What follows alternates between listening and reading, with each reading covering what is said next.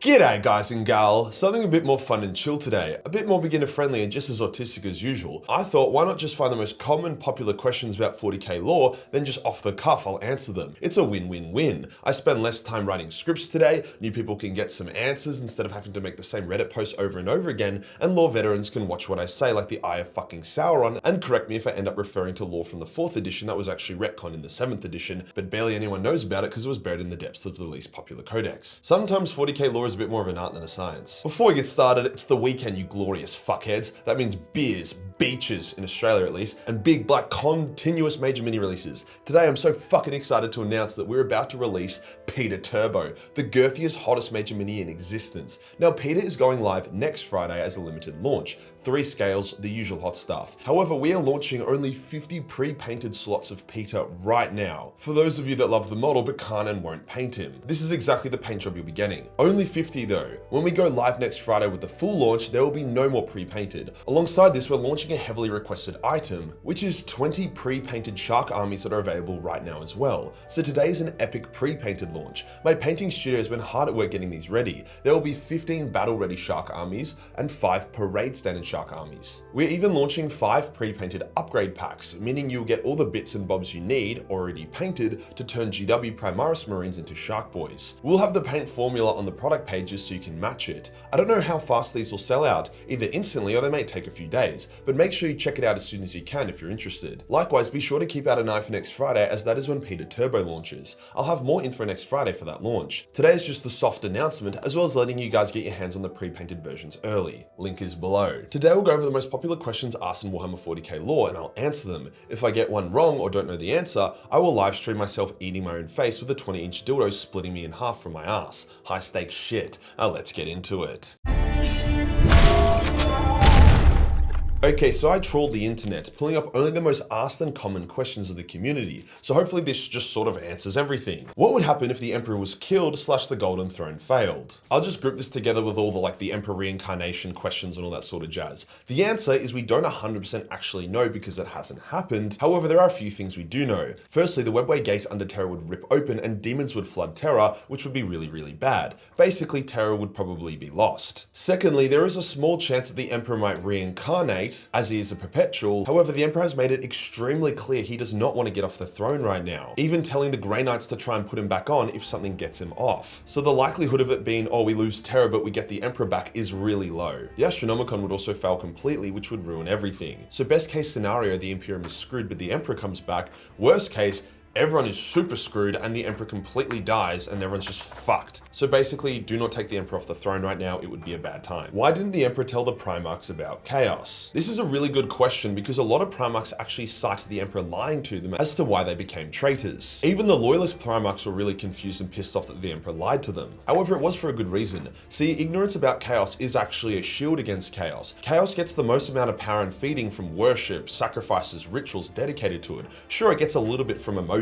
and war and all that jazz, but that pales in comparison to someone building like a massive skull edifice for corn or something. Secondly, Malcador actually told the loyalist Primarchs that if they were informed about Chaos, a number of them would go out to seek it to try to destroy it or conquer it or dominate it, which in turn would end up making them fall to Chaos itself. In saying that, some Primarchs were actually told about Chaos, including Corvus Corax, because the Emperor knew they could handle it without being fuckwits. So it was honestly just one of those cases of, I lied to protect you, and it might actually have been a valid reason. Did Magnus actually do anything wrong? Yes, Magnus did a lot of fucking shit wrong. I'm sick of this question. Magnus had been explicitly barred from using warp sorcery because he was using it way too recklessly, and the Emperor knew it would end terribly, and he also was suspicious that Tzeentch was starting to influence Magnus. The thing is, the Emperor actually had no real issue with Psykers or Librarians. The only reason why the Edict of Nicaea was supposed to cover all Psykers and all Librarians was so Magnus didn't feel antagonized and solo targeted. The reason why the Emperor's Webway project failed was because Magnus went against the Emperor's explicit instruction and used some pretty hectic warp sorcery. Remember, there's a difference between using a little bit of psycho powers and warp sorcery. Warp sorcery is like deep shit, sacrifices, like full-on rituals and shit. So if Magnus had just been a little bit more chill, or honestly just obeyed his father for a little while, the galaxy would have looked very different. And that's not even referring to how badly Magnus fucked up the fall of Prospero. If he stopped acting like an emo idiot, him and Lehman could have had a peaceful meeting, and he could have gone back to Terra peacefully and helped the Emperor fix the Webway project. So yes, Magnus is a fuckwit. Which missing Primarchs are still alive. On the traitor's side, Conrad and Horus are definitely dead,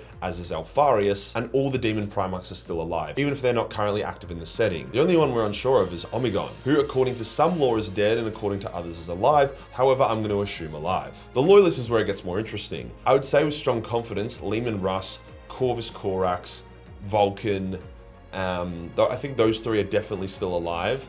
Rogel is a 50-50. Old lore said that guy was fucking dead as. New lore says he's just missing. If he does come back, it's going to be way down the track though. Sanguinius is dead. Ferris is dead. Oh yeah, and of course Jagged Eye is probably still alive as well. So out of all the missing Primarchs, I'd honestly say that other than the confirmed dead ones, they're probably all still alive. GW is just not going to throw away the opportunity to make millions of dollars with Primarch launches in the future. How does the Orc Wah psychic belief powers work? Okay, this is by far one of the biggest misconceptions in the entire community. A lot of people think that if the Orcs believe something, then reality warps to make it real. There's even a bunch of people that think the Emperor's only still alive and powerful because the Orcs think he's powerful, thus they are fueling his power. In reality, the Wah is a lot more simplistic than that. It's more of like a vibe and feeling thing. Like if 10 Orcs are feeling really good and energized and powerful, then the 11th Orc who's in a different room but nearby will also feel energized and powerful. I mean, it can do a tiny bit of reality warping. For example, if Orcs are driving a car and they think the tank is full, the car will be able to drive a little bit further. Likewise, if they paint a bomb yellow, the explosion will be a little bit bigger. But you can't just pick up a rock, tell an Orc that it's a mega world-ending grenade, and then throw it and it'll blow up a world. It does not work like that. Likewise, most Orc technology is actually functional and can be used by humans. It's almost like a shared database to draw from. The shared Orc Wah allows knowledge from some Orcs to be able to be implanted on other Orcs so they don't need to learn how to build guns and stuff, they just intrinsically know how to do it because other Orcs know how to do it. I hope that explains it. It's actually not as powerful or crazy as the memes make it out to be. Who created the Tyranids and where do they come from? The answer is nobody fucking knows. There's a theory that some of the old ones escaped the Milky Way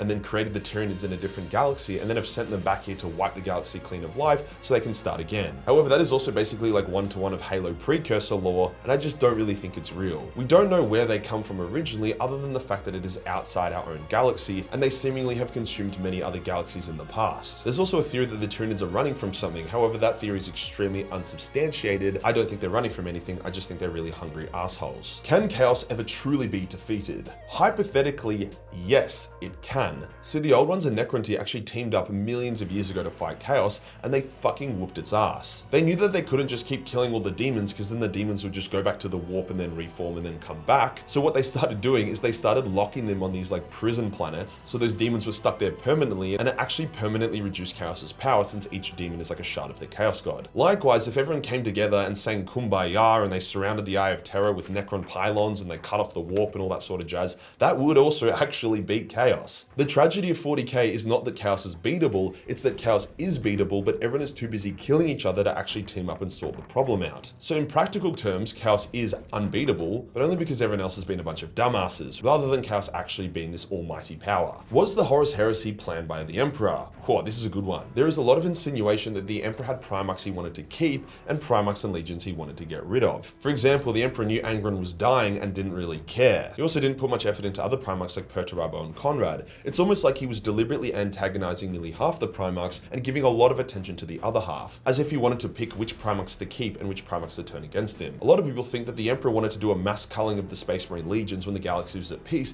via making them kill each other. However, these are just theoreticals, and the Horus Heresy went really bad for the Imperium. So if the Emperor did plan some sort of civil war in the future, the Horus Heresy is not the way he wanted to do it. Why is the Imperium so religious if the Emperor was an atheist? Okay, so it's important to keep in mind that the Imperium didn't just become all culty and fanatic overnight. However, what happened is that towards the end of the Horus Heresy, the Emperor and Malkador realized faith could be used as quite a powerful weapon, so they actually allowed it to be used as such. For example, during the Siege of Terra, there were a lot of miraculous things being shown, and since the Emperor was no longer holding his power back, he seemed a lot more like a genuine god than he normally did. Likewise, after the Heresy, although the Loyalist Primarchs made sure the Imperium stayed atheist, there was an ever-growing cult of fanaticism, and it only took a few centuries for all the Loyalist Primarchs to actually disappear. So you didn't have the Emperor, you didn't have Malkador, you didn't have any of the Loyalist Primarchs keeping a lid on things, and the Custodians didn't really give a fuck, so you just had a bunch of people who are no longer restrained by Primarchs and the Emperor and stuff, who had witnessed or heard of all this miraculous shit happening, so over time they naturally became more religious, and then it just kind of snowballed from there. What happened to the missing Primarchs? Once again, we don't have a definitive answer, however, whatever happened was really bad, since whilst the traitor Primarchs have been mostly scrubbed from history, there's still a lot of references to them, and a lot lot of people are allowed to know about their existence, whereas the two lost Primarchs, nobody can know anything.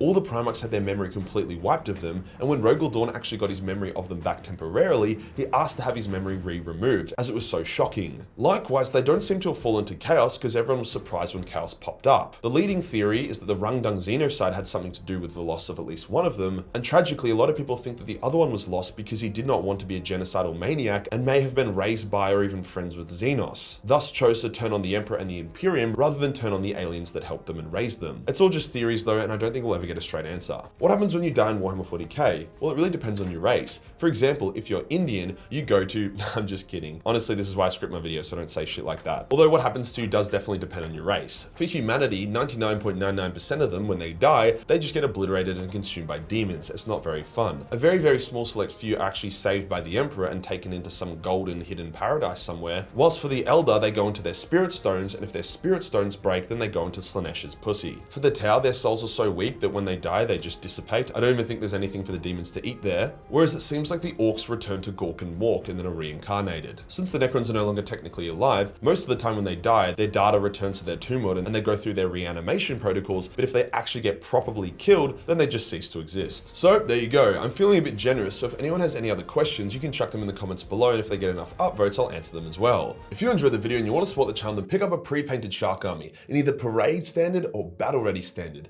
and or pick up a pre-painted Peter Turbo. Remember, the full launch is the coming Friday, March the 13th. Tell your friends. Hit the subscribe button, hit the real subscribe button for more Turbo content. Join the Discord for more memes, and I'll see you in the next one. Peace.